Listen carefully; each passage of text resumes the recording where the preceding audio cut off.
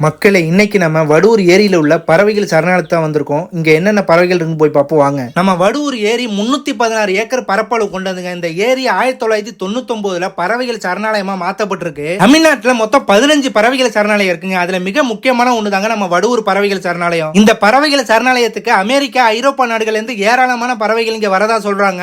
அது மட்டும் கிடையாதுங்க, வேறு நாடுகள்ல இருந்தும் பறவைகள் நிறைய வரதா சொல்றாங்க. இந்த சரணாலயத்துக்கு 40க்கும் மேற்பட்ட நீர் பறவைகள் வந்து போறதா சொல்றாங்க. அது மட்டும் கிடையாதுங்க, நவம்பர் டிசம்பர் மாதத்துல கிட்டத்தட்ட 20,000க்கும் மேற்பட்ட பறவைகள் இங்க வந்து போயிருக்குன்னா பாத்துக்கோங்க. நம்ம வடூர் ஏரி எவ்வளவு ஒரு முக்கியமான பறவைகள் சரணாலயத்தின் அங்கமா இருக்கு அப்படின்னு எல்லாருக்கும் தெரியும் நினைக்கிறேன். இது போல பல சுவாரஸ்யமான விஷயங்கள் அடங்கினதாங்க இந்த வடூர் ஏரி. கண்டிப்பா எல்லாருமே வடூர் பறவைகள் சரணாலயத்துக்கு போயிட்டு வாங்க. ஒரு அழகான அமைதியான இடங்க. அதோட ஃபேமிலியோட போனீங்கன்னா சூப்பராவே என்ஜாய் பண்ணலாம். சின்ன பசங்களுக்கு தனியா பார்க் வசதி கூட இருக்கு. கண்டிப்பா எல்லாருமே போயிட்டு வாங்க. நீங்க உள்ள போய் சுத்தி பார்க்கணும்னா ஃப்ரீ கிடையாது. பெரியவங்களுக்கு 10 ரூபாயும் சின்ன பசங்களுக்கு 5 ரூபாயும் சார்ஜ் பண்றாங்க. இந்த வீடியோ மறக்காம மினி டூர் போகணும்னு ஆசைப்படுற உங்க ஃப்ரெண்ட்ஸ்க்கு ஷேர் பண்ணிட்டு நம்ம சேனல் அப்படியே ஃபாலோ பண்ணிக்கோங்க. அடுத்த இன்னொரு வீடியோல சந்திப்போம்.